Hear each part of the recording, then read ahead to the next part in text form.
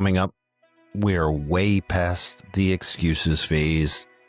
It is time to hit the panic button as the Devils fall flat again, this time to the suddenly unbeatable Penguins. Welcome to the Devil's Island Podcast, broadcasting from the east end of Long Island. Whether you're in New Jersey or somewhere around the world, as a Devils fan, you may feel like a castaway. Well, Devils fanatics, join us, because you can always feel at home here on Devil's Island. And now, here is your host, Chris Suswal.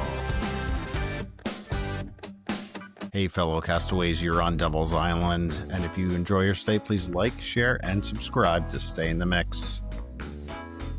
Another tough one. Not as bad as a 9-0 loss on the island, but this was billed as a must-win game, a bounce-back game. After losing 9-0 to the Islanders, the Devils went into Pittsburgh, and who did they meet up with? One of the hottest teams in the NHL. Somehow, Sidney Crosby has found the fountain of youth. Malkin and Letang are still strong after all these years, and all the other supplemental pieces that Pittsburgh's pulled together. Even though they have a first-year head coach, they are doing pretty well on the Metro, and the Devils did not fare well. We knew the Devils would at least come out in the first period with some type of energy after being in the national news. 9-0 shutout loss in the middle of the season does not go unnoticed, especially when that game is broadcast on ESPN. There's been calls for something major to shift. Can't keep running the same lineup out there. We made it through a stretch where there was a lot of injuries. And yeah, Jack Hughes isn't 100% right now, but what about Jesper Bratt? What about Nico Hischier? What about Timo Meier? They're all healthy. We did get to see Shimon Nemitz come back today for the first time in a month. And he was flying around a little bit out there, had a couple good chances, but at some point in the game, it was just about making some kind of baby steps and progress towards getting back to respectability.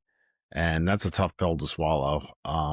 This franchise made some moves to become a contender, made the playoffs, and now it's just a sad time. I was really hoping that when the Devils came out, they would score that first goal. When they score the first goal, they are so much better, like most NHL teams. Of course, they let up the first one, even though they outshot Pittsburgh in the first period. Erik Karlsson comes down, shoots from outside the faceoff dot, and the puck goes in. And although the Devils held the Penguins to just one goal in the first period, they missed their chances. Jesper Bratt comes down on a breakaway all alone, had plenty of time to make some kind of move. He makes a little bit of a deke in front, and Skinner makes the save. The Devils had to come out with some energy and some effort beyond what's been taking place over the past couple games. But the Devils, even though they are up at the top of the NHL in shots and chances, they are at the bottom of the NHL in shot percentage. And that just makes you wonder, where do we go from here? We know that we're limited with cap space, no movement clauses. What kind of big change can come other than what people have been calling for with Fitzgerald and or Keefe getting fired? I don't think either one of those will happen anytime soon. I could be wrong. And so I'm just trying to focus now on what are some little things that the Devils can do to understand that, yes, there's still half a season left. If they fall any further and fall out of playoff contention, this season will just be a disaster. It's embarrassing to be in the national media as a team when the Devils don't get a lot of attention. But now when they do get attention, it's because they're spiraling. And people have said, this team is garbage, blow it all up, fire everybody. And that's just a terrible place to be right now. It's about the players performing, and it's about sticking with this process that they've been talking about for a while and hoping that there's going to be some kind of turnaround. We haven't seen it on the first 2 games of this road trip. They have 2 more games left, and we'll get into this game. In the first period, Erik Karlsson comes down and scores a goal, and right away you say, here we go again. The Devils miss their chances. The other team comes down, somehow sneaks one past. Why can't the Devils do that? That's the $1 million question. And it's also the same old story. We see Bratt come in on a breakaway, and what does he do? He makes a deke. Skinner makes the save. Shimon Nemitz had a nice chance. We're glad to see him back in the lineup after missing a month. Maybe he can inject some offense over the next run of play, but these are dire times for the Devils. They need to turn it around quickly. And shots at the end of the first, the Devils had outshot them, I think 11-7, and there were no penalties or power plays. So they escaped down 1-0, and they go to the second period. And what happens? The Penguins score twice. The Devils miss their chance on a power play. And right out of the box, Dewar comes streaking down and just puts it in the net. It's 2-0. And it's got to just feel at that point this game is over, when it really shouldn't.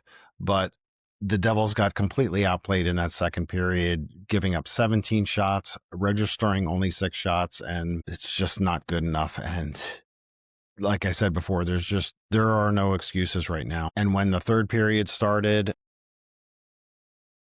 down 3-0, all I really cared about at that point was trying to score a goal. Any goal, any way. I didn't care how it bounced in. I didn't care if it was an own goal by the Penguins. And what happens? Luke Hughes on the power play gets a goal from pretty far out. There were some good pass plays there, and the Devils make it a 3-1 game.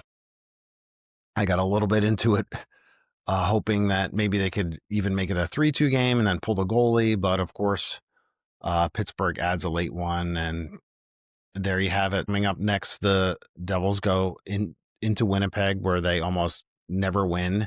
But this year, the Winnipeg Jets are at the bottom of the Western Conference. And if the Devils lose that game, it's going to be all bets are off. But looking at the game stats, if you looked at this game in a vacuum and you looked at the stats, you would say the Devils had a pretty decent game.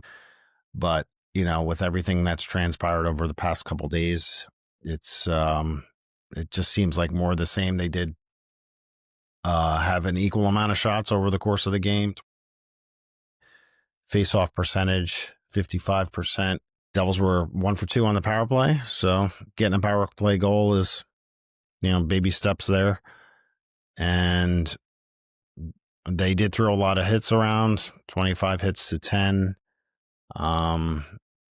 And yeah, this is just such a disappointing time. And it's basically, as a fan, take it day by day. The Devils have 2 days off, so we don't have to worry about any embarrassing losses in the next 2 days. But come Sunday, when the Devils play Winnipeg, that is an absolute must-win game. They cannot lose that game. With Minnesota wrapping up the 4-game road trip with the Hughes Bowl and Quinn Hughes ready to fly around and play against the Devils. So we'll see what transpires. Will there be any moves organizationally? We know that there's limited room to move any of these players, make a trade, or even put anybody on waivers, buying out contracts. But the heat keeps getting turned up on Keefe and Fitzgerald. So we'll keep an eye on that. And Castaways, until next time, keep your fires burning. Let's go Devils.